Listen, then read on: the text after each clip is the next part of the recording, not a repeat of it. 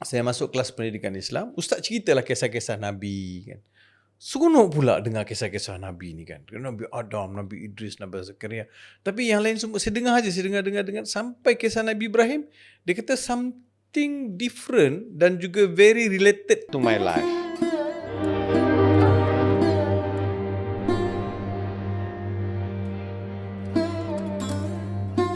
Podcast Kompas 114 ini ditaja oleh Tayyib Pay, saluran perbankan, saluran transaksi digital anda, mudah, selamat dan patuh syariah. Jom kita dengar podcast. Assalamualaikum warahmatullahi wabarakatuh. Apa khabar semua? Didoakan semua sihat walafiat. Alhamdulillah, selamat datang ke podcast Kompas 114. Satu podcast yang akan kita jemput tetamu-tetamu yang akan menceritakan pengalaman mereka dengan Al-Quran dan bagaimana Al-Quran telah mengubah hidup mereka. Dan Alhamdulillah, ini adalah siri yang pertama kita lancarkan podcast Kompas 114, diterbitkan oleh Yayasan Tadabbur. Dan Alhamdulillah kita bertuah pada hari ini kerana kita beroleh rezeki dapat bersama dengan Datuk Profesor Dr. Haji Muhammad Farid Ravi yang merupakan Naib Chancellor Universiti Islam Selangor. Selamat datang Ustaz. Waalaikumsalam warahmatullahi wabarakatuh. Assalamualaikum. Waalaikumsalam warahmatullahi wabarakatuh. Macam mana Ustaz pejabat kami? Alhamdulillah. Cantik dalam erti kata tenang, Mudah-mudahan. dan suasana yang sangat memberangsangkan. Dia lebih kepada suasana ini, suasana yang boleh mewujudkan kita lebih insaf. Masya Allah. Dia masuk-masuk tu saya kata, wow, ini tempat yang paling sesuai untuk kita beruzlah dengan Al-Quran dan juga untuk memahami Al-Quran. So kami kena stay kat surau lah, tak boleh pindah surau Ustaz. Jangan, nanti dulu. Dan saya nak kongsi dengan rakan-rakan semua, Dr. Farid sangat mudah menerima jemputan daripada kami. Saya terharu sebab dalam senarai kami itu ada beberapa orang tokoh sebenarnya. Tetapi yang begitu excited untuk bersama dengan podcast ini dan siap ajak berbincang lagi, datang ke UIS untuk buat persiapan apakah topik yang nak dibincangkan. Beliau adalah Datuk Dr. Profesor Dr. Farid Ravi. Alhamdulillah, untuk makluman semua, Datuk merupakan Profesor dalam bidang Al-Quran di Universiti Islam Selangor dan juga ahli Majlis Agama Islam dan Adat Istiadat Negeri Pahang. Betul. Alhamdulillah, bukan hanya tokoh akademik tetapi juga tokoh yang bersama dengan masyarakat. Jadi apa yang kita nak bincang pada pagi ini, kita nak bersembang dengan Dr. Farid. Pengalaman beliau berhijrah, pengalaman beliau sebagai salah seorang yang disebut sebagai mu'allaf. Namun mu'allaf yang mudah-mudahan memberikan inspirasi kepada bukan hanya mu'allaf tetapi kepada semua Muslim. Dan saya nak mulakan dengan Ustaz Farid. Saya melihat perjalanan Ustaz memeluk Islam, di antara faktor besarnya adalah minat Ustaz sendiri kepada Al-Quran, kepada kisah-kisah yang terdapat di dalam Al-Quran. Mungkin ada yang sudah lama kenal Ustaz, dan mungkin ada yang belum kenal Ustaz. Mungkin Ustaz boleh share Ustaz, apakah kisah yang menyebabkan Ustaz memilih untuk lebih mendalami lalu memeluk Islam? Okay. Terima kasih Ustaz Syahri, terima kasih kepada Yayasan Tadabbur, kepada jemputan yang sangat bermakna untuk saya. Saya sangat teruja sebenarnya datang ke Yayasan Tadabbur ini. Sebab dia basically adalah baby kami lah, boleh saya katakan begitu. Sebab satu ketika pernah dicetuskan beberapa idea untuk menubuhkan sebuah pusat. Betul. Untuk mempelajari dan juga memperhalusi ayat-ayat Al-Quran Al-Karim di tanah air ini. Memandangkan kita dengan Quran sudah sekian lama, kita tahu di peringkat nasional kita ada banyak aktiviti berkaitan dengan Al-Quran. Kita ada tilawah Al-Quran peringkat kebangsaan, kita ada tilawah Al-Quran peringkat antarabangsa, dan kita juga ada acara-acara lain, perhimpunan hufaz dan sebagainya.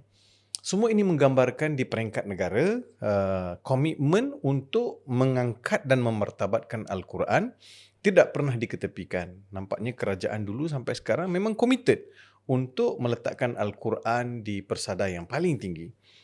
Kita sebagai ahli akademik dan juga orang yang terlibat dalam research kan, mengkaji dan ada kecenderungan untuk menyampaikan isi kandungan Al-Quran dalam bentuk yang lebih bermakna supaya ianya benar-benar membumi ataupun benar-benar jejak dan juga kalau bahasa sekarang ni di landing betul-betul.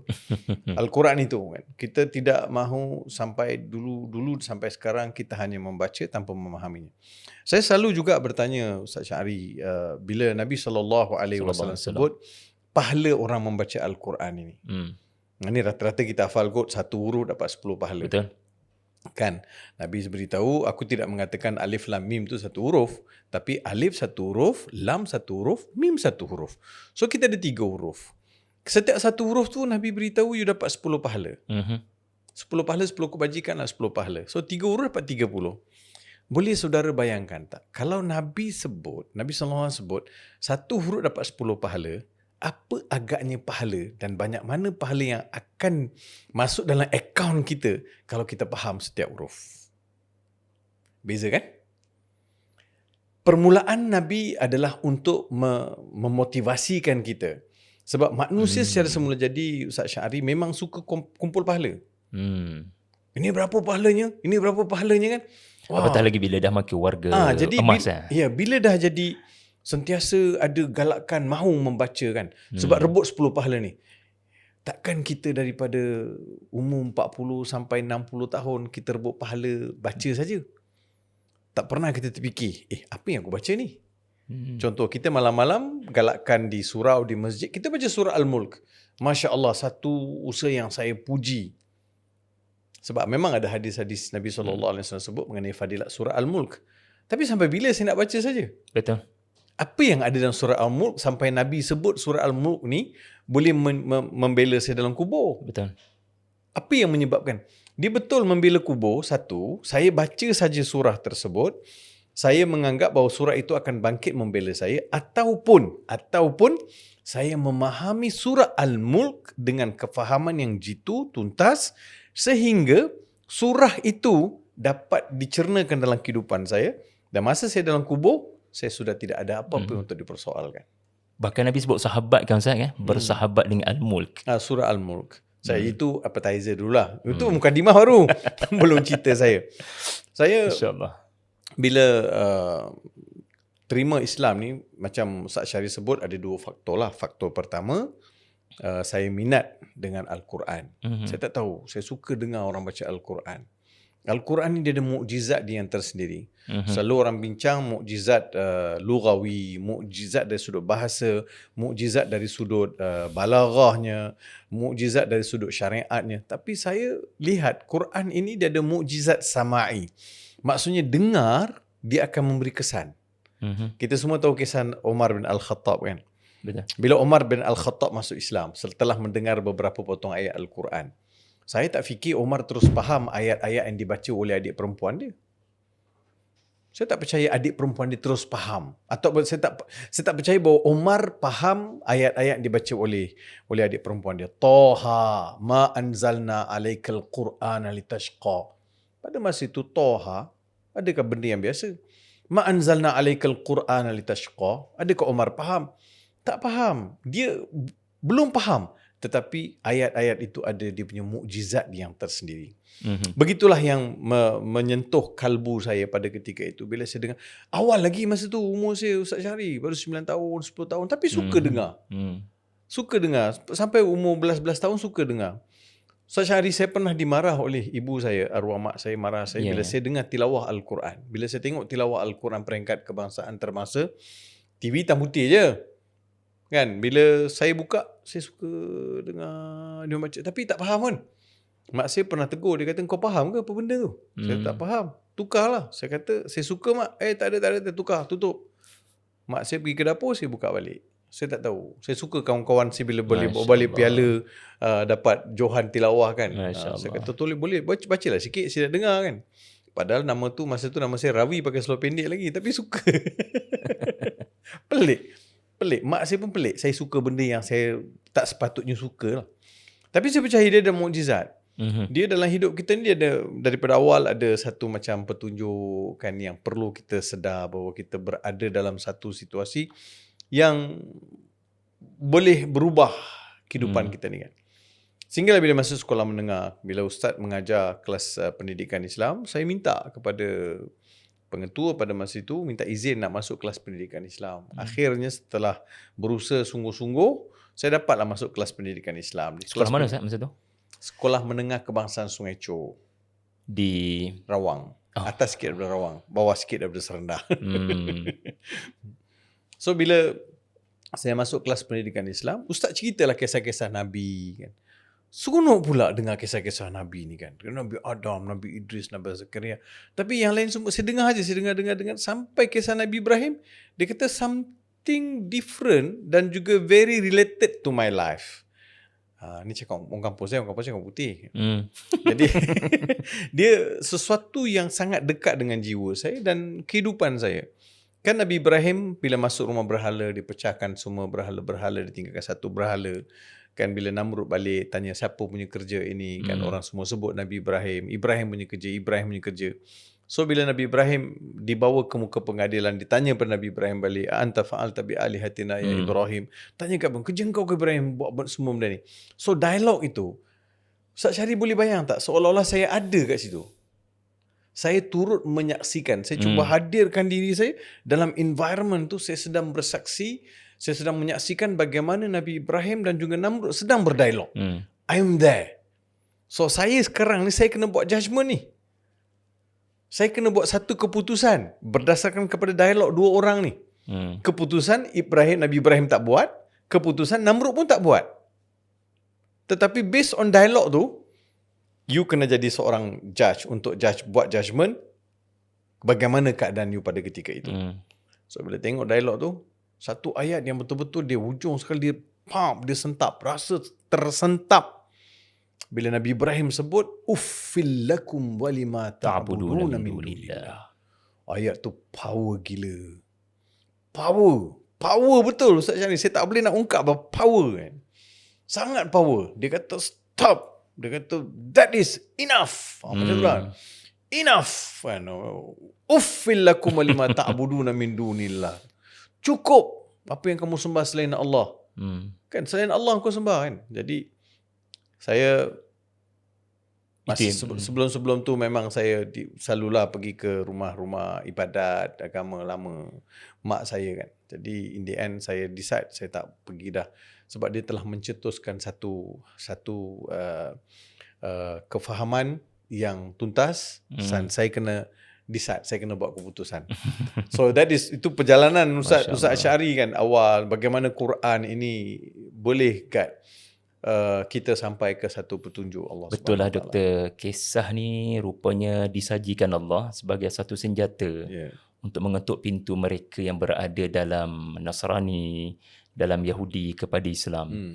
Dan kalau dalam maknanya sebelum Ustaz mendapat cerita Nabi Ibrahim dalam surah Al-Anbiya tu, memang Ustaz dah terdedah dengan kisah Nabi Ibrahim. Dan agaknya apa yang membezakan apa di dalam Injil ataupun dalam Old Testament dengan cerita di dalam Al-Quran Ustaz, yang menyebabkan uffin itu satu hentakan yang kuat? Agaknya apa keunikan pada kisah Quran ni Ustaz, macam kisah Nabi Ibrahim itu? Yalah pada masa tu kita hanya lihat dari sudut basic cerita kan. Pada umur saya 16-17 tahun pada ketika itu, saya lihat kepada basic cerita sahaja. Basic cerita tu pun telah mengetuk pintu hati. Maksudnya apa Ustaz Syahri? Maksudnya Quran, nak faham Quran ni tak tunggu you pergi belajar tinggi-tinggi. Tak perlu you pergi sampai nak hadam. Tak. Ada benda yang basic ni, ayat-ayat yang muhkamat ni kan, ayat-ayat yang jelas ni, sekali sebut you dah boleh faham dah. Semua layers manusia boleh faham dah. Kan? Jadi kalau lihat kepada pendekatan Al-Quran adalah pendekatan yang sangat simple, mudah dan juga senang dihadam. Dia punya dengan syarat satu syarat. Kita kena tengok kisah keseluruhan dalam Al-Quran itu. Kan dulu dapat nampak sikit, tapi bila kita kumpul keseluruhan kisah Nabi Ibrahim, kita dapat lihat bagaimana kisah Nabi Ibrahim disusun dengan begitu cantik sehingga menghasilkan natijah kan. Kalau tak, masukkan Nabi Ibrahim AS, ini dia seorang Nabi yang Allah Ta'ala panggil dia Khalil. Khalil. Kan? Ittakhadallahu Ibrahim Khalila. Khalila, kan? Kenapa Allah jadikan Nabi Ibrahim sebagai Khalil? Khalil ini dalam bahasa Arab, dia berpunca daripada kalimah khulla. Khulla, Khalil. Khulla bermakna imtila'ul qalbi bil mahabbah. Masya Allah. Rakan yang sangat dicintai. Dikasihi. Maksudnya cinta yang penuh. Kasih yang sangat penuh. Allah kasih sangat dengan Nabi Ibrahim. Cinta sangat Nabi Ibrahim. Sehingga Nabi Muhammad katakan, "Lau kuntu muttakhidan lattakhadtuka ya Abu Bakar khalilan kama takhadallahu Ibrahim khalila." Kalaulah aku ni boleh mengambil seseorang itu melampau kasih tu, aku boleh ambil engkau jadi kekasih aku yang luar biasa seperti mana Allah jadikan Nabi Ibrahim sebagai kekasih dia. Itu Nabi Ibrahim. Sebab itu Nabi Muhammad SAW sebut, "Ana ashbah bi Ibrahim." Masya Allah. Aku paling hampir dengan Nabi Ibrahim segala-galanya.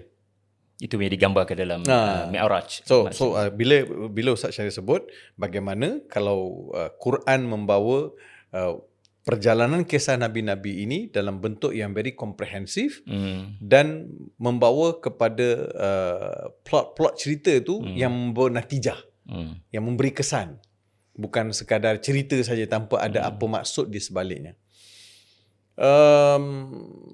Kalau kita lihat Quran keseluruhannya, kan, kisah Nabi Ibrahim sama, kisah Nabi Musa sama, Nabi Isa sama, dan semua nabi-nabi ni kisah dia hujungnya bawa pada natijah yang sama.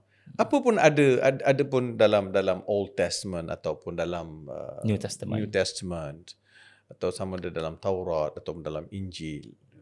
Kita tidak ada akses yang penuh untuk kita tengok semua. Tetapi saya percaya semua kitab-kitab ini adalah adik-beradik.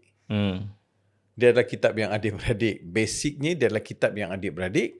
Cuma dalam kita faham adik-beradik itu, ada adik yang sudah terkeluar daripada landasan. Sebab dia sudah ada attention yang lain.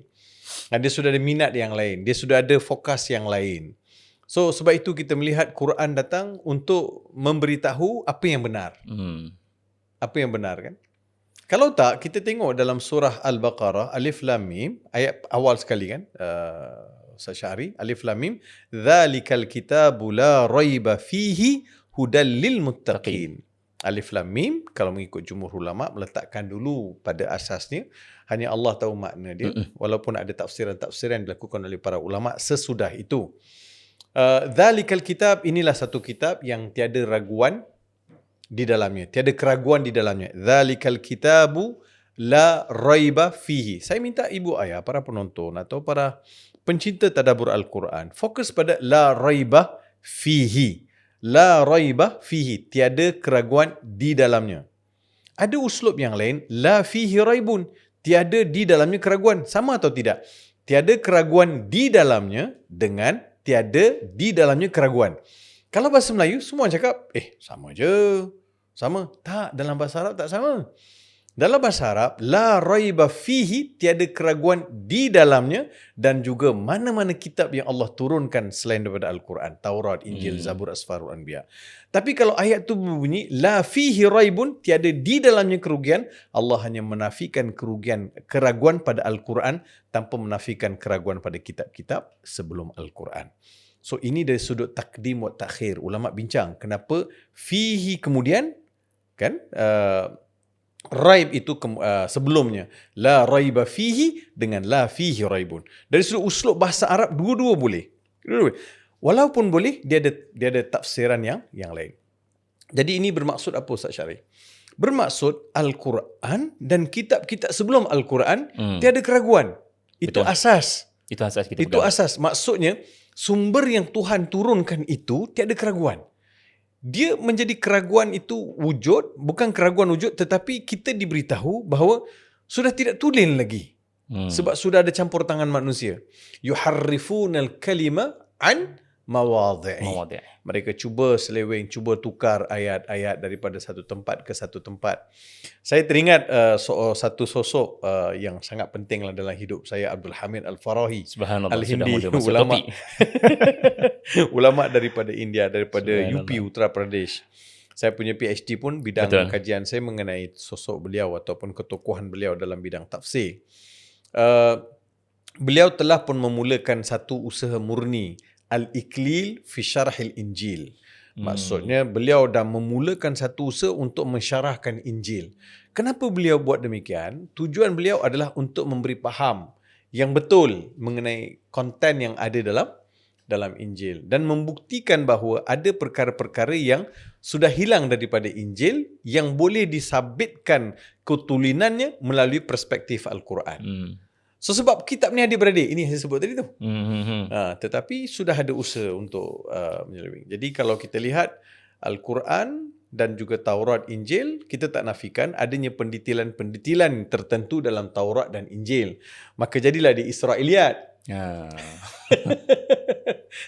Kita namakan dia Israiliyat. Israiliyat maksudnya riwayat-riwayat yang diambil berdasarkan kepada syarahan ataupun riwayat yang dibekalkan oleh ahli kitab.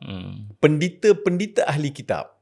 Mereka ada riwayat-riwayat yang mereka bawa masuk dalam mensyarahkan ayat-ayat tertentu berdasarkan kepada kefahaman mereka melalui Taurat dan Injil. Tapi perkara itu kita tahu telah pun dibahas dan telah diperhalusi sama ada oleh Husain Al-Zahabi ataupun oleh guru kita Syekh Salah Al-Khalidi. Kedua-dua mereka ada pandangan yang berbeza. Saya teringat bila Ustaz mula sebut Abdul Hamid Al-Farahi atau Hamiduddin Al-Farahi, sebutan betul apa Ustaz? Dua-dua boleh. Dua-dua boleh. Saya Dia teringat macam orang kat India ni, dia macam ada satu, sama orang kita pun kan, saya tak tahu siapa dulu siapa kemudian. Dia bagi panggil dulu nama anak, bagi nama anak, daftar lagi, dia bagi dulu nama anak tu. Dia try panggil 2-3 hari, kalau budak tu demam apa semua tu, dia kata nama ni tak sesuai. Kalau budak ni menangis kan, tak sesuai nama, tukar nama lain. So benda tu berlaku pada Abdul Hamid Al-Farahi. Abdul Hamid Al-Farahi. Ada yang sebut Hamiduddin Al-Farahi. Nama betul dia Abdul Hamid Al-Farahi. Kemudian ayah ditukar kepada Hamiduddin Al-Farahi. Saya teringat Amin Ahsan Islahi. Beliau ada menghuraikan satu ayat dalam Al-Baqarah. So murid Al-Farahi ni, "Ma nansakh min ayatin aw nunsiha na'ti bi khairin minha." Saya dah ingat ayat ni tentang dalil nasikh mansukh. Tapi rupanya bila diambil, bila beliau ambil dalam konteks ayat membandingkan Quran dengan kitab terdahulu, sebab ayat-ayat sebelum tentang Ahlul Kitab, rupa-rupanya Al-Quran apabila tidak menyebut apa-apa kisah dalam kitab-kitab terdahulu, bukanlah Al-Quran tidak menyebut kisah-kisah berkenaan, melainkan akan mendatangkan kisah yang sama dalam bentuk yang lebih baik. Na'ti bi khairin minha aw mithliha. Subhanallah. Rupanya ingatkan ini dalil nasikh mansukh kan? Rupanya dia menegaskan Quran meneruskan apa yang sudah disampaikan oleh kitab terdahulu, cuma dengan version yang lebih baik. Termasuk kisah Nabi Ibrahim tu lah. Dalam bentuk yang lebih baik. Jadi bila Ustaz dah mula berkongsi beberapa lataif, kalau sahabat-sahabat perasan, la raiba la fihi raib. Saya rasa ada beberapa perkara lagi yang kita kena sama-sama teliti dalam proses berinteraksi dengan Al-Quran. Kalau saya boleh ambil kesempatan ni bertanya pada Ustaz. Bila Ustaz baca Quran, alhamdulillah sudah begitu lama Ustaz berkecimpung di dalam bidang Al-Quran sebagai profesor bidang Quran. Apa agaknya yang perlu dititik beratkan oleh masyarakat di luar sana bila membaca Al-Quran? Apa sudut ilmu yang mesti dititik beratkan oleh umat Islam supaya mereka boleh capai matlamat Al-Quran diturunkan, mereka boleh terkesan dengan Al-Quran diturunkan, selain daripada mendengar lah Ustaz, sebagaimana berlaku kepada Ustaz di zaman sebelum Muslim. Ustaz tersentuh dengan Al-Quran walaupun belum difahami. Tapi umat Islam sekarang ni dengan ada pelbagai cara untuk memahami Quran, apa yang Ustaz boleh tegaskan, Ustaz boleh sarankan yang mesti dititik beratkan sepanjang proses mereka baca Quran tu, tapi mereka abaikan benda tu? Soalan ni sangat besar. Dia basically seperti saya mulakan awal dalam kita podcast ni. Kita cinta pada Quran tinggi. Orang kita ni kalau tak ada wuduk dia marah, tak boleh. Quran kalau kau dia marah kan. Kita rasa sayang kita pada Quran tu, Masya Allah. Jangan ada benda yang orang buat tak sembrono dengan Al-Quran. Satu dunia mengamuk bila ada orang bakar Quran. Satu dunia mengamuk apabila ada orang cuba mempelekehkan Al-Quran. Betul. Tapi dalam masa yang sama, kita mesti jadi umat Quran. Kenapa umat Nabi Muhammad sallallahu alaihi wasallam ataupun jilul awal, generasi yang awal-awal yang Nabi bina di Mekah dan di Madinah, yang dinobatkan sebagai jilul Quran, generasi Jilul Quran Al-Farid. Jilul Quran Al-Farid. Maksud generasi Al-Quran yang tunggal ataupun unik, yang luar biasa. Apa yang menyebabkan jadi begitu? Sebab mereka ada guru yang hebat, Nabi Muhammad sallallahu alaihi wasallam. Keduanya sahabat-sahabat yang menjadi anak murid baginda juga sangat hebat. Mereka tidak lagi mempersoal kalau sesuatu perkara diturunkan. Mereka menghadam ayat-ayat tersebut, terus mereka melaksanakan dalam kehidupan mereka. Kita pun berharap begitu juga, Ustaz Syahri. Kita bacalah Quran sebanyak mana kita nak baca. Kita kumpul pahala. Tapi dalam masa yang sama, saya nak tahu apa yang Allah Subhanahu Wa Taala suruh saya buat. Saya fikir ujungnya saya tidak memaknai Al-Quran yang diturunkan oleh Allah ni kalau saya sekadar menjadi umat yang membaca. Ustaz Syahri boleh setuju tak dengan saya? Kebanyakan perubahan tidak berlaku, masih lagi di tahap yang lama, berpunca kerana kita tidak ada usaha yang lebih drastik atau lebih holistik dalam menghayati konten-konten Al-Quran. Dan dah rasa selesa untuk begitu. Ya, kita cukup. Kita suka buat majlis khatam Al-Quran ramai-ramai kan. Kita suka edarkan bunga telur. Tak apa, bagus. Saya tak pernah pun memperkecilkan. Bagus mewujudkan environment suka membaca Al-Quran. Tapi dalam masa yang sama, saya lebih suka kalau kita ambil masa untuk memahami ayat-ayat Al-Quran. Kita dah baca surah Yasin berapa tahun? Banyak tahun kita dah baca. Betul. Tapi apa usaha kita untuk memahami surah Yasin? Ada beberapa ayat yang memang menyentap. Ambil satu, Ustaz. Contoh al-yawma nakhtimu ala Al-yawma afwahi nakhtimu ala afwahi wa tukallimuna aydihim wa tashhadu arjuluhum bima kanu yaksibun. Satu ayat ini saya fikir dia dah boleh mengubah the entire life. Al-yawma nakhtimu ala afwahim. Hari ini kami pateri, kami tutup. Kan, kami kunci mulut-mulut mereka. Kemudian tangan-tangan mereka bercakap, kaki-kaki mereka bercakap. Semua ini bersaksi terhadap setiap sesuatu yang telah dikerjakan. Apa yang tangannya buat, apa yang kaki buat. Kalau orang faham ayat ni, agak-agaknya orang ambil tak rasuah?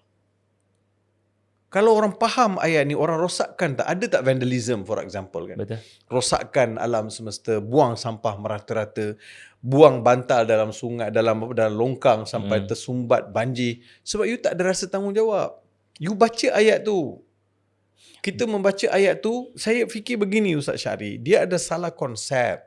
Kita tahu surah siapa-siapa yang melazimi surah Yasin, nanti senang mati. Nyawa senang keluar. Ya. Dia dapat husnul khatimah. Adakah itu fokus surah Yasin? Adakah setakat itu? Saya sentiasa meletakkan bahawa fadilat itu adalah untuk merangsang kita memahami lebih detail apa yang dalam Al-Quran. Merangsang. Bukan segalanya. Bukan, dia appetizer untuk you. Termasuk 10 pahala pada satu huruf. Ya, termasuk 10 pahala pada satu huruf. So huruf pun besar juga makna dia. Saya sebut alif lam mim, fi, an, ala. Semua tu huruf. Harful ma'ani. Alif lam mim, itu pun sama juga harful ma'ani. Saya kena kedatangan fa, kedatangan waw, itu semua huruf. Saya beri contoh yang lain. Itu ayat daripada surah Yasin. You bayang tak, pada hari tersebut, tangan ni yang cakap. Kalau tangan ni cakap, agak-agaknya boleh boleh kita hadapi tak? Banyak mana tangan ni buat? Yang luluskan sesuatu benda yang tak wajar, kan, memberi keputusan. Jari scroll. Lepas tu share. Komen. Ini orang kata dosa basah kan? Dosa kering. Kemudian itu satu, kita nak lihat juga pada contoh saya sebut tadi, huruf. Kita tengok surah Maryam contoh ya Ustaz. Ini favorite. Memang favorite kita sama-sama ni. Nampaknya kita kena ada usaha yang lebih lagi, terutamanya dalam mentafsirkan ayat. Contoh bila Allah Ta'ala beritahu pada Maryam ni didatangi oleh malaikat kan, wadhkur fil kitabi Maryam idin tabadat min aliha makanan syarqiyah. Fokus dengan saya huruf fa. Fa. Allahu akbar. Kan? Syarqiyah. Fattakhadat min dunihim hijaban fa'arsalna ilaiha ruhana fatamathala laha basharan sawiya. Satu ayat. Kenapa ada 3 fa? Contoh kan? Kenapa ada 3 fa? Mungkin orang kata, Allah nak firman begitu. Memang itu ayat Quran. You tanya-tanya buat apa? Jawapan selamat, jawapan mudah. Jawapan dia adalah jawapan yang tidak memberi saya, tidak membuka ruang untuk kita mengkaji dan mentadabbur ayat-ayat Allah Subhanahu Wa Taala. Nampak. So fa itu adakah fa listinaf, fa itu fa sababiyah, fa ta'qib, fa itu fa apa? Kita nak tahu. Jadi sebab itu kedatangan fa itu menggambarkan bahawa Maryam alaiha assalam, iaitu bonda kepada Nabi Isa alaihi salam, tempoh mengandung tidak seperti mana perempuan lain. Fa itu maksudnya kehilangan Maryam itu bukan 9 bulan. Satu, keduanya Maryam mengandung tidak seperti mana wanita-wanita lain mengandung. Betul. So semua itu menggambar fa itu menjawab persoalan. Fa itu menjawab persoalan. Dalam surah Al-Baqarah, bila Allah beritahu kepada Nabi Ibrahim alaihissalam, Ibrahim, kau ambil, kan Nabi Ibrahim selepas berdialog dengan Namrud kan kata, alam tara illa alladhi haja Ibrahim fi rabbih an atahu Allahul mulk idh qala Ibrahim rabbi alladhi yuhyi wa yumit qala ana uhyi wa umit qala Ibrahim fa inna Allah ya'ti bi syamsi min al-masyriqi fa'ti biha min al-maghrib fabuhita alladhi kafar. Jadi Nabi Ibrahim duduk dialog dengan Namrud. Dalam perkara hidup dan mati. Namrud kata, aku Tuhan. Apa bukti kau Tuhan? Sebab aku boleh menghidupkan dan boleh matikan. Nabi Ibrahim kata, Tuhan aku boleh menghidupkan, Tuhan aku matikan. Mustahil kau jadi Tuhan. Namrud kata, tak, aku pun boleh menghidupkan, matikan. Dia keluarkan 2 orang tahanan dari penjara. Seorang dibebaskan, seorang dibunuh. Dia kata, tengok, aku telah menghidupkan dan matikan. Jadi Nabi Ibrahim melihat bahawa sangat dangkal cara perbahasan Namrud tadi. Apa Nabi Ibrahim sebut? Fa inna Allah ya'ti bi syamsi minal masyriqi fa'ti biha minal maghrib. Kalau betul engkau Tuhan, kau boleh menghidupkan dan matikan, dan kau juga Tuhan yang mentadbir alam semesta ini, maka datangkanlah matahari daripada daripada barat, tenggelamkannya ke timur. Sekarang matahari terbit di timur, tenggelamnya di barat. Sekarang Nabi Ibrahim mencabar Namrud, kalau betul engkau Tuhan, kau jangan datangkan matahari daripada timur. Kau datangkan matahari daripada barat dan tenggelamkan kat timur. Fabuhita alladhi kafar. Semua yang ada di situ kan berkaitan alam kan. Orang kata, betul lah. Kalau engkau Tuhan, mesti kau boleh kuasai alam semesta ni. Kau boleh kuasai. Cuba datangkan matahari daripada barat, tenggelamkan kat timur. Boleh tak? Tak boleh. Fabuhita alladhi kafar. Cuma Nabi Ibrahim ni, dia nak tahu lebih detail hidup mati ni. Kan Namrud tadi kata, aku boleh menghidupkan, boleh matikan kan. So selepas habis dialog tu, Nabi Ibrahim pergi satu tempat, dia kata, qala rabbi arini kaifa tuhil mauta. Tuhan, tunjukkan kat aku macam mana aku hidupkan yang mati. Allah tanya, qala awalan tu'min? Ibrahim, kau tak beriman dengan aku ke? Qala bala, walakin liyatma'inna qalbi. Tak. Aku beriman Tuhan, aku beriman. Tapi hati aku ni nak tahulah, dia duk cakap, dia duk tanya lagi. Baik, kalau itu keadaannya, kau ambil 4 ekor burung, kau kerat-kerat burung itu, kau letak di setiap gunung, badan dia yang terpisah-pisah tadi tu. Faja'ala ala kulli jabali minhunna juz'an thumma da'uhunna ya'tinaka sa'yan. Dalam ayat itu Allah kata, Ibrahim, kalau betul kau nak tahu macam hidup matikan, kau ambil 4 ekor burung. So this is how practical is happen in our life. Applied. Benda tu melalui uji kaji. Banyak mana perkara uji kaji atas dunia ni orang tak boleh jawab. Ada kuasa Tuhan dalam tu. Bila Nabi Ibrahim ambil burung, dikekat letak atas gunung, lepas tu Nabi Ibrahim panggil. Kan, fakhudh arba'ata min at-tayri, kan, ambil 4 ekor burung, kerat burung itu letak di gunung-gunung yang berasing, kemudian panggil mereka. Thumma du'uhunna ya'tinaka tha'ya. Thumma ja'al ala kulli jabal minhunna juz'ah. Kemudian, kenapa datang summa? Summa, kemudian. Kenapa tak letak fa? Fa pun boleh maksud kemudian juga. Boleh letak waw, dan. Tapi kenapa datang summa? Nak beritahu dari sudut saintifik, burung ini, dia ada organ burung ini ataupun sel-sel burung ini macam sel-sel makhluk yang lain. Dia subjek to hidup dan mati. Saya bagi contoh pada ibu ayah. Kalau jari saya terkerat jari saya bawa kerja atau saya tengah melapah ke daging masa korban, jari terpotong pula kan. Main badminton ke terkerat? So cepat-cepat kawan ambil air batu, ambil satu box saya batu, letak jari yang terputus dalam tu. Berlari pergi ke hospital, sel jari itu masih hidup lagi dalam tempoh tertentu dan boleh disambung mengikut kepakaran yang sedia ada. InsyaAllah. Cuba jari itu terpotong, hilang untuk setengah jam. Memang tak adalah. Sebab sel dah mati.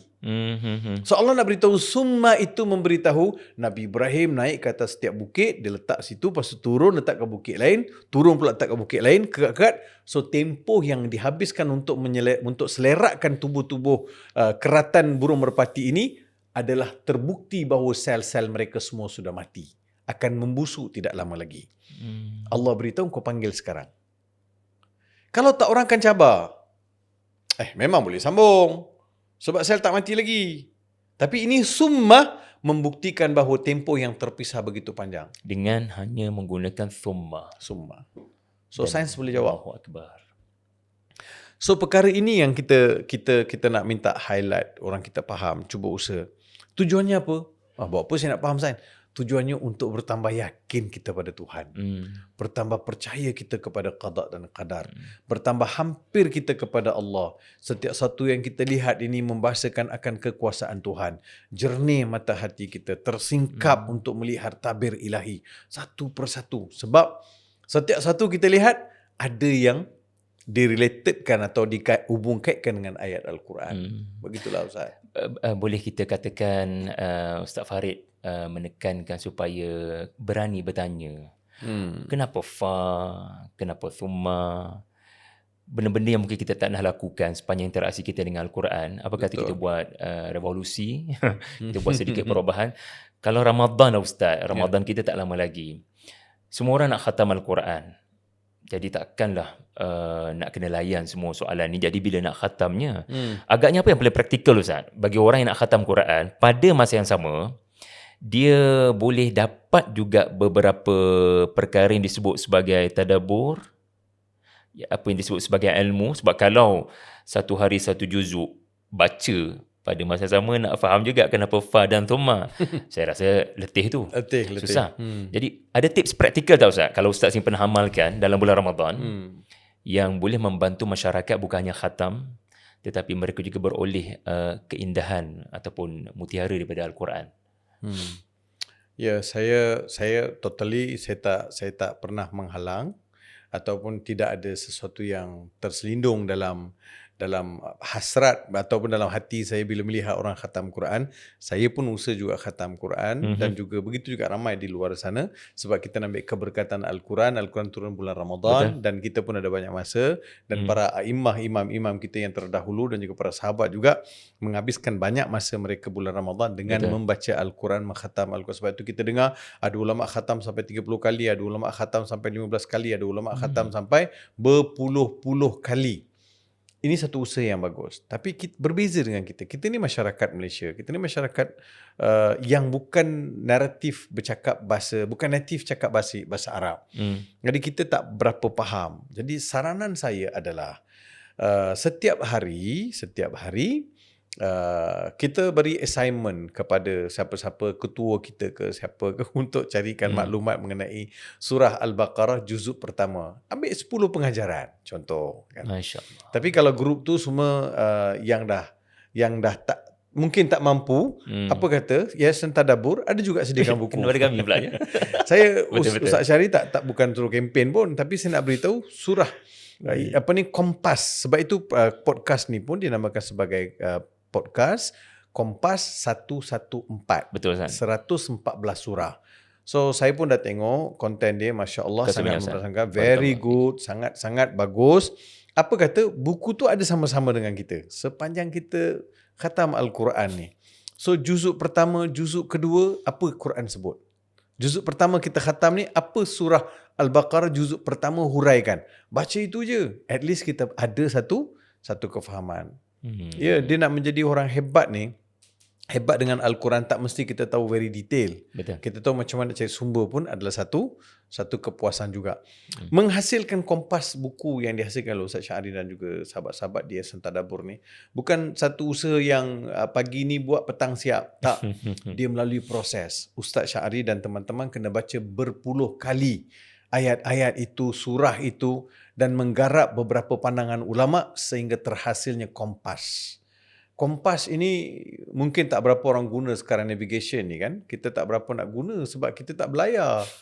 Jadi kita tak berapa nak pakai kompas. Kompas ni adalah menunjukkan kita direction. Ke mana nak pergi. Itu tujuan kompas. Supaya orang tak sesat. Kalau saya pergi berlayar ke mana-mana, saya boleh kompas supaya saya tak sesat. Dulu ialah binajmihum yahtadun. Zaman dulu bolehlah orang berlayar di lautan, bintang itu menjadi petunjuk jalan pergi dan balik. Tapi kemudian orang kena guna kompas. So kita melihat bahawa bagaimana saya dengan Al-Quran.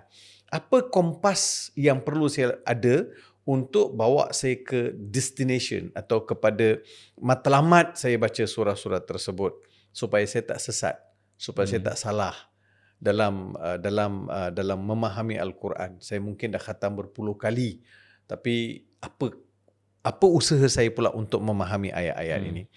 Saya mungkin kalau sebab saya ni bidang, Ustaz Syahri juga bidang maksud bidang tafsir, bidang Al-Quran. Bagi kami yang faham bahasa Arab ni taklah begitu hebat, tapi kita boleh faham. Bila baca ayat tu kita faham. Kenapa fa, kenapa ta, kenapa ya, kenapa ta, kenapa, kita faham. Konsep ayat tu, struktur ayat tu kita faham. Tak semua orang faham begitu. Tapi ada juga saya tak faham. So bila tak faham, apa yang saya perlu buat? Saya kena balik, saya kena buka kamus. Mulakan dengan kamus dulu. Ini kalau saya lah, mula kamus. Mu'jam, Lisanul Arab, Maqayisul Lughah, Al-Mu'jam al-Ishtiqaqi. Mu'jam al-Ishtiqaqi. Kemudian Abi Zakaria, kitab apa? Maqayisul Lughah contohnya kan. Kitab-kitab ni termasuklah kitab Miftahul Ulum li Sakkaki. Kitab-kitab ni perlu saya lazimi, termasuklah Raghib al-Asfahani. Kan mufradat. So semua ni perlu saya baca, saya kumpulkan untuk faham satu kalimah saja.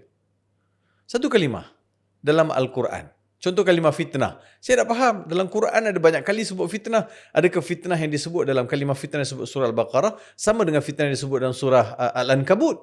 Sama atau tidak? Imam Fakhruddin Ar-Razi, dia kata fitnah dalam Al-Quran membawa 12 maksud. 12. Kalau kita fitnah dalam bahasa Melayu ada bawa berapa maksud? Satu Satu je. Sebab itu bukan original perkataan kita, original perkataan Arab punya. So kita kena lihat balik kepada apa yang dimaksudkan supaya kita tidak mengulangi kesilapan. So itu yang pertama. Keduanya, saya kena lihat surah ayat itu dekat surah mana. Apa environment ayat itu diturunkan? Adakah sebelum hijrah, selepas hijrah, sebelum peperangan Badar, selepas peperangan Badar, ataupun apa isu yang ada masa ayat itu turun, supaya saya boleh bawa ayat itu dalam isu-isu yang tertentu. Bagaimana Nabi menangani, bagaimana ayat itu merawat sesuatu keadaan, dan tidak lupalah kepada riwayat-riwayat tertentu yang mana selagi mana tidak bercanggah dengan sanad, matan dan sebagainya. Termasuklah riwayat-riwayat Israiliyat. Kita masih sebutlah riwayat Israiliyat, tapi bila Syekh Salah Al-Khalidi, guru kami juga, beliau sebut Islamiyat.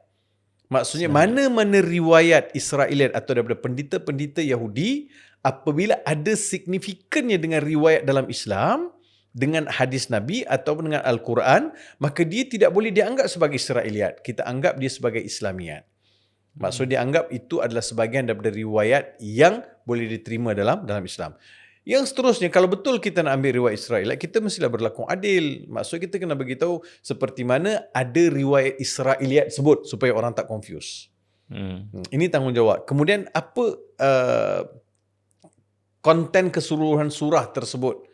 Apa tujahan surah tersebut? Itu yang disebut oleh Abdul Hamid Al-Farahi.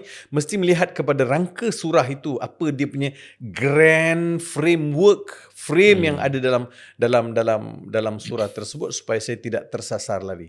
Setiap surah dia ada tujahan dia. Ada syakhsiah dia. Ada syakhsiah dia tersendiri, ada kepribadian, ada watak dia yang tersendiri yang perlu kita faham. Baqarah, kita sebut surah Baqarah, tapi tahu tak bagaimana, kenapa surah itu namakan surah Al-Baqarah? Wow, punyalah menarik kupasan. Kenapa namakan surah Ali Imran? Kenapa namakan surah Al-Ma'idah? Setiap satu jenama juga membawa maksud tersendiri. Oi, lautan. So insya-Allah Kompas Masya Allah. Terima 114 boleh kasih. membantu kita faham. Masya Allah. Terima kasih Dr. Farid kerana menyarankan agar Ramadan nanti cuba jangan baca Quran seorang-seorang dah. Cuba cari kumpulan dan ketua kumpulan cuba buat homework sedikit. Dengan memanfaatkan karya-karya yang sedia ada. Kalau karya saya boleh memberikan manfaat, silakan. Kompas 604 pun ada banyak sangat karya sebenarnya Ustaz. Semasa Pesta Buku Antarabangsa baru-baru ini yang bersifat sinopsis surah.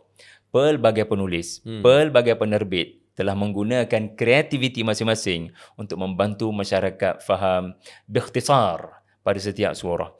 Untuk makluman saya sebenarnya banyak terinspirasi dengan Dr. Farid. Sebagai contoh, dalam Kompas 114 saya angkat Abdul Hamid Al-Farahi sebagai 7 kumpulan surah yang dihuraikan juga oleh Amin Hassan Islahi. Itu ada dalam Kompas 114. That's why ada gambar Dr. Farid sampai sekarang di belakang buku tu.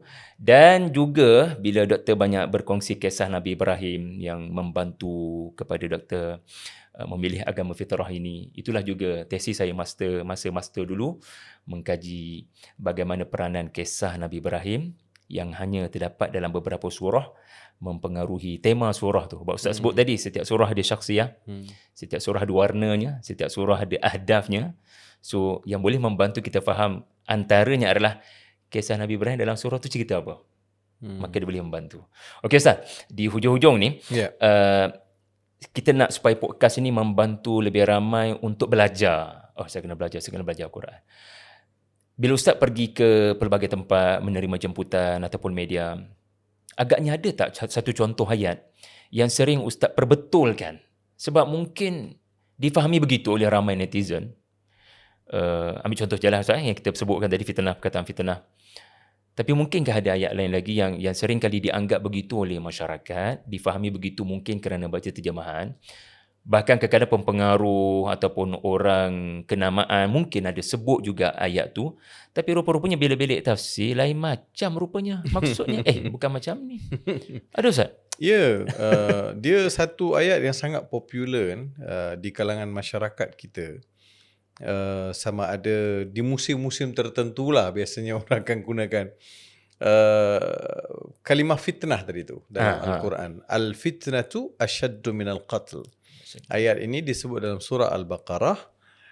Ada beberapa versi latar yang melatari ayat ini. Tapi kita nak faham kalimah fitnah dalam ayat tersebut, adakah membawa maksud fitnah yang orang Melayu faham? Apa Melayu faham fitnah? Fitnah menyebarkan berita palsu atau mengadu domba, menyampaikan sesuatu yang tidak benar, kan memburuk-burukkan orang. So, itu yang berita tidak bermusim tu, musim itu pilihan raya lah. Biasa musim pilihan raya lah. Orang suka guna ayat ni di pentas-pentas politik. Sedangkan ayat itu, kalimah fitnah dalam ayat itu langsung tidak membawa maksud fitnah yang dipaham oleh orang Melayu. Sama sekali tidak. Fitnah dalam ayat itu membawa maksud syirik. Fitnah dalam ayat itu membawa maksud syirik. Sebab itu disebut Imam Fakhruddin Ar-Razi, beliau sebut fitnah dalam Al-Quran hampir ada 12 makna. So salah satu makna fitnah dalam Al-Quran adalah syirik.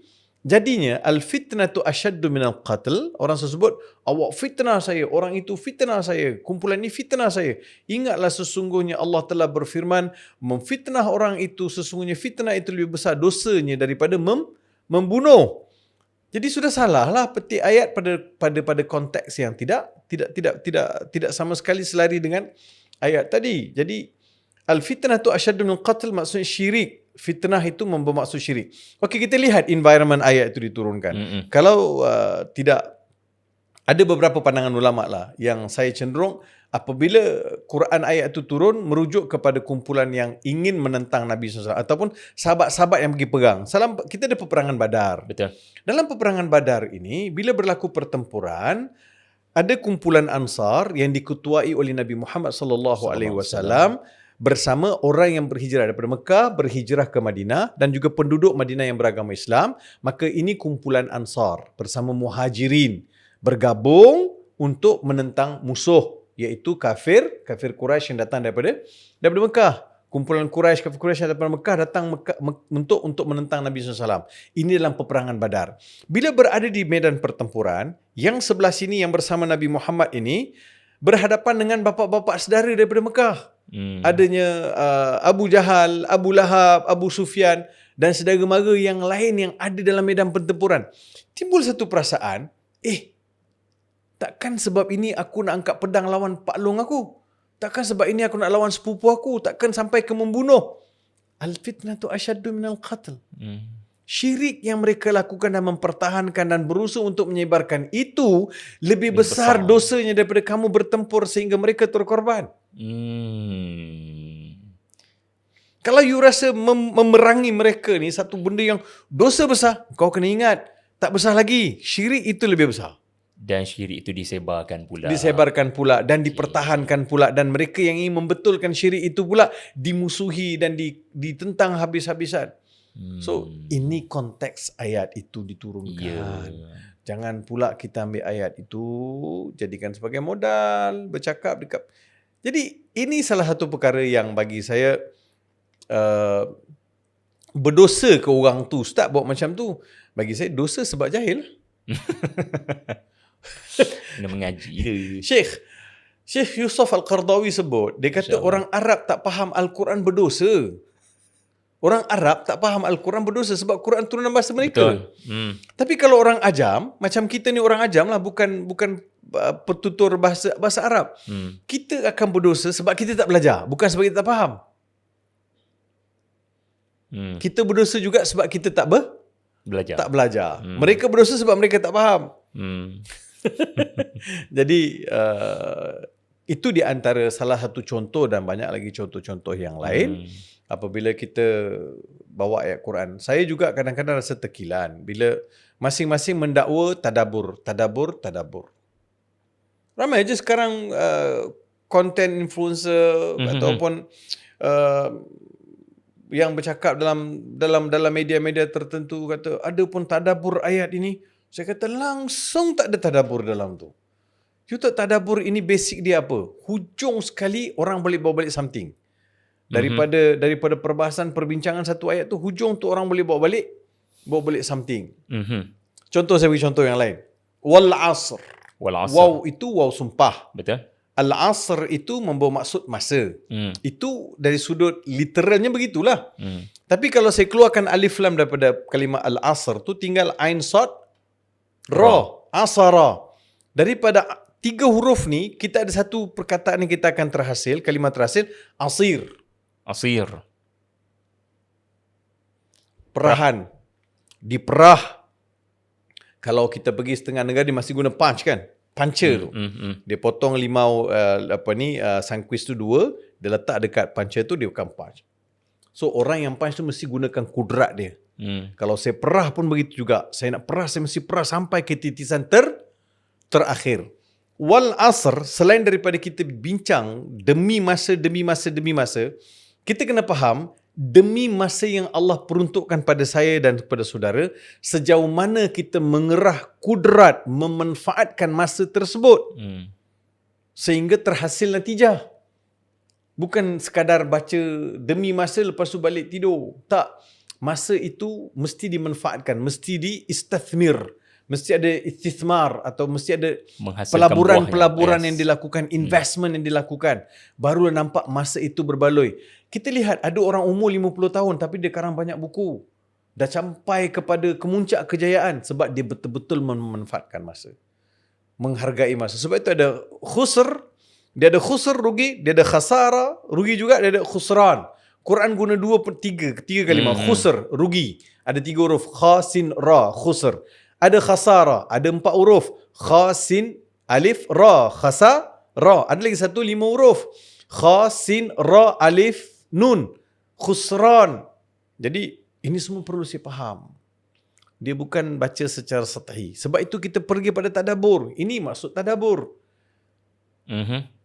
Ini dimaksudkan tadabbur. Sehingga selepas bincang surah itu, orang tak nak buang masa dah. Lepas baca surah tu, dia mesti buat koreksi muhasabah. Aku ni duduk dekat kawah mana? Kawah yang rugi atau memang duduk dalam kawah kerugian, tak nak keluar? So kita nak lihat tadabbur mesti menghasilkan natijah. Dan saya ini sangat serius ni Ustaz Syari. Ibn Abbas pernah sebut, man takallama fil Qur'ani bighairi ilmin falyatabawwa maq'adahu minan nar. Masya-Allah. Sesiapa yang berbicara mengenai perihal Al-Quran tanpa didasari dengan ilmu maksudnya ilmu alat lah, ilmu yang merujuk kepada kepakaran tafsir Al-Quran ni, maka disediakan tempat duduk dalam neraka. Maksudnya Ustaz, ada di media sosial, Ustaz mendapati dan saya pun mendapati mereka yang menyebut tadabbur tetapi mereka tidak betul-betul membantu pendengar kepada beramal. Ya. Itu yang Ustaz Farid maksudkan, dan teguran kepada semua di luar sana yang diberikan Allah kemampuan bercakap dan juga kemampuan untuk menyebut tentang Al-Quran. Jangan sekadar kita membaca, tetapi kita kena berusaha untuk membantu masyarakat berubah dengan Al-Quran. Dan sebelum sesuatu ayat itu kita sebut tadabbur, adakah betul-betul kita sudah highlightkan aspek beramal daripada ayat berkenaan? Kerana boleh berlaku ke Ustaz, seseorang menyebut tadabbur tapi bukan tadabbur. Boleh jadi. Dan ia adalah seperti seseorang menyebut makna ayat tapi itu sebenarnya bukan tadabbur, itu tafsir ayat. Tafsir ayat. Dia tadabbur dengan tafsir. Dia kan tafsir. Seperti satu contoh Ustaz yang boleh membezakan tafsir dan tadabbur. Tafsir ini macam tadi demi masa. Maka masa jangan dibazirkan. Masa mestilah dimanfaatkan. Allah bersumpah dengan masa. Dia nampak tafsir kan, tafsir. Tapi tadabbur dia akan pergi pada wow tu wow apa. Contoh, wow tu wow sumpah ke? Kenapa wow datang di situ? Kenapa ada alif lam kat situ? Kenapa ada asara, kan, asir? Dia akan tengok alif lam mim itu innal insana, kenapa ada kenapa ada inna, kenapa ada alif lam pada insan? Kan dia lihat daripada muqtada zahir. Ini cerita nak tengok, dia mesti go detail lagi kan. Itu juga tadabbur. So tadabbur dia mesti melihat sampai terhasil natijah. Illal ladina amanu wa amilus solihat wa tawassaw bil haqq wa tawassaw bis sabr. Betul kan? Illal ladina amanu wa amilus solihat wa tawassaw bil haqq wa tawassaw bis sabr. Kenapa sabar duduk nombor 4? Ni tadabbur. Kerja tadabbur. Kena berani tanya soalan macam tu lah. Kenapa sabar duduk di hujung Ustaz? Kenapa nak sabar? Bagi sama hujung. Jadi maksudnya kalau sabar di hujung ni, kita pula dia letak ranking. Maksudnya sabar itu dia hujung sekali. Maksudnya kau nak sabar di hujung. Kemudian macam terpencil pula sabar itu. Sedangkan sabar itu diletak di hujung kerana sabar ini akan govern 3 atas tu. Dia yang akan memantau dan memastikan perkara yang 3-3 itu capai atau tidak. You ada sabar, adalah iman. Sebab benda yang berkaitan dengan iman perlukan sabar. Beramal soleh pun perlukan sabar. Beramal soleh perlukan kepada iman, kepada sabar. Ya Allah, berpesan pada kebenaran. Betul, kesabaran. Kemudian bersama-sama dengan kesabaran. Bukan senang. Kena pula surah-surah Makkiyah ini. Sahabat-sahabat nak pergi cakap benda yang dengan penduduk Mekah ni bukan senang. Haters satu, keduanya cakap dengan adik-beradik. Dakwah paling susah kan apa? Betul, ni adik-beradik. Kena sabarlah kan. Orang akan tolak, orang akan buang, orang akan kata macam-macam. So mana datang sabar? Boleh tak kita give up nak berpesan-pesan dengan kesabaran? Satu, watawasau itu dia perkataan tu watawasau, dia asalnya berpesan-pesan kan. Dia wasa, bersifat pesan. Tapi watawasau maksudnya engkau kalau rajin bagi nasihat dekat orang, kau kena bersedia juga engkau dinasihatkan oleh orang lain. Subhanallah, ya Allah, tak perasan pula. Subhanallah. Duduk sama rendah, berdiri sama tinggi. Ya. Sebab dalam hidup kita ni Ustaz Syari, tak selalu kita betul. Saya perlukan Ustaz Syari untuk tegur saya. Apa kata saya ni jadi macam perfect. I'm the perfect person.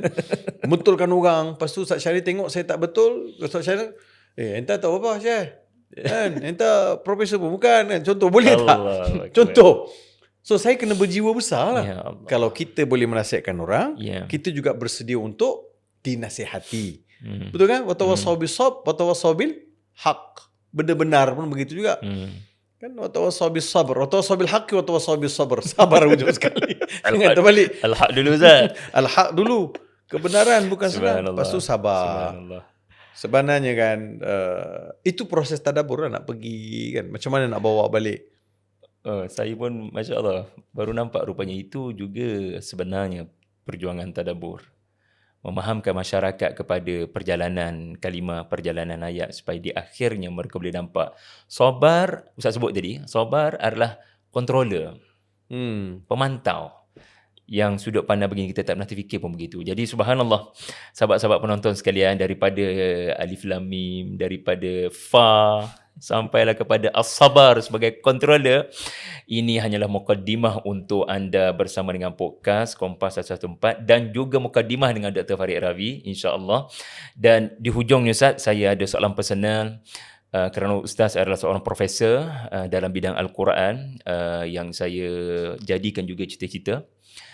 Juga seorang Naib Chancellor di sebuah universiti Islam Selangor, kerja pentadbiran, kerja akademik dan juga seorang ayah kepada anak-anak dan juga ahli keluarga.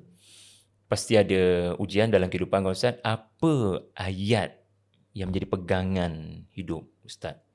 Ataupun surah ke yang menjadi kegemaran Ustaz, ataupun ayat menjadi prinsip Ustaz? Mahal ni untuk penonton kita ni. Saya berpegang dengan satu ayat, ufawwidhu amri ila Allah. Wallahu basirun bil ibad. Wa ufawwidhu amri ila Allah. Maksud aku serahkan segala urusan aku ini, sama ada besar maupun kecil, kepada Allah Subhanahu wa taala. Wallahu basirun bil ibad. Dia adalah Tuhan yang sentiasa, dia adalah Tuhan yang Maha melihat akan hal ehwal hamba-hambanya. So surah apa Ustaz? Kalau Ustaz boleh wa ufawwidhu amri ila Allah. Wallahu basir. Boleh kita check kejap? Boleh kita check. Wa ufawwidhu amri ila Allah. Aku serahkan urusan ini kepada wahai Allah. Ghafir. Ghafir kan? Ya. Ghafir ayat 44. Subhanallah. Dan memang ucapan penasihat Firaun kepada Firaun. Maknanya I'm doing everything dan ufawwidhu amri ila Allah. Allah. Dia ayat ini sekian lama lah saya, bila Allah. ada sesuatu situasi, ayat ni lah, sama ada suka, duka, senang, tenang, huru-hara. So ayat ni menjadi sumber inspirasi. Tadi surah Ghafir ayat 44. Wa ufawwidhu amri ila Allah. Buat kerja, wa ufawwidhu amri ila Allah. Wallahu basirun bil ibad. Jadi fawwadtuka maksudnya aku telah melantik engkau, ataupun aku telah menyerahkan urusan kepada engkau secara mutlak, secara total. Ya. Kalau yang lain, dia ada beberapa lah. Ini salah satunya. Hasbiyallah wa ni'mal wakil juga sering saya baca di kala ada kesempitan, ada ujian. Hasbiyallah wa ni'mal wakil. Hasbiyallah. Guru saya ada sebut, siapa-siapa yang baca Hasbiyallah wa ni'mal wakil ini, seolah-olah file kita ada file aduan kan. File aduan itu terus dibawa menghadap Tuhan. Saya terasa bila baca Hasbiyallah wa ni'mal wakil tadi tu kan. So inilah di antara ayat-ayat. Kalau ada pihak-pihak tertentu saya rasa saya tak boleh nak hadapi, saya bacalah Allahumma inni maghlubun fantasir. Allahumma inni maghlubun fantasir, doa Nabi Nuh alaihi salam. Masya-Allah. Surah Al-Qamar. Ana maghlub. Aku telah diatasi oleh kuasa dan juga orang-orang yang ada kedudukan dan pangkat jawatan. Fantasir.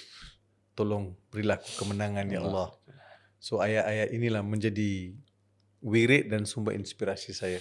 Nampak bila Ustaz mention wirid dan sumber inspirasi, itulah matlamat Al-Quran yang kita baca. Dia menjadi penasihat, menjadi motivator, diingati, ya, dan memberikan kekuatan bila dibaca Ustaz kan. Dan inilah matlamat podcast Kompas 114. Di hujung-hujung saya nak kumpul daripada bermula dengan pembukaan hari ini Dr. Farid Ravi, sehinggalah kepada tokoh-tokoh daripada pelbagai latar belakang ke depan. Saya mahu mengumpul ayat-ayat Tuhan, tak banyak, satu ayat yang menjadi kekuatan dan tunjang kepada mereka, supaya semua kita boleh belajar dalam hidup ni bila panduannya, asasnya, akarnya adalah ayat Tuhan, dia akan bergerak dengan tenang walau apa pun cabaran. Jadi terima kasih banyak-banyak pada Datuk Profesor Dr. Haji Farid Ravi.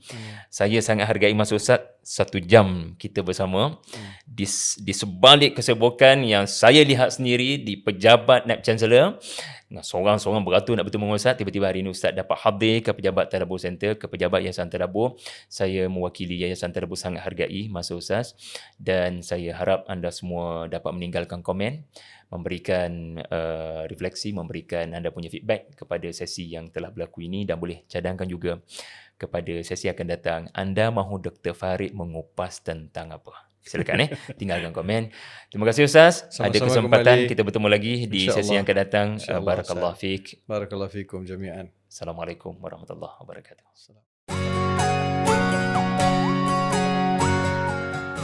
Tak kira di mana anda berniaga, di bandar yang sibuk atau di kampung yang tenang, setiap peniaga perlukan cara pembayaran yang mudah, cepat dan selamat.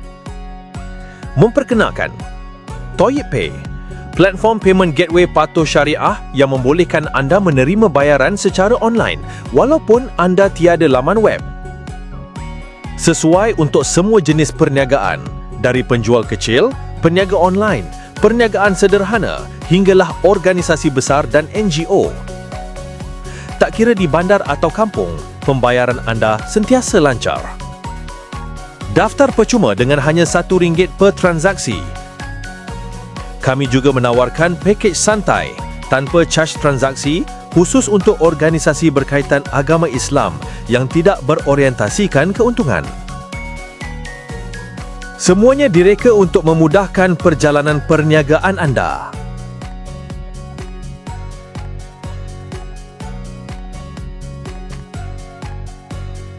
Lebih 130,000 merchant kini menggunakan Toyib Pay. Percayakan kami untuk melancarkan urusan jual beli anda setiap hari. Nantikan features terbaru yang akan ditawarkan. Virtual Account, Toyib Gold, DIY Web,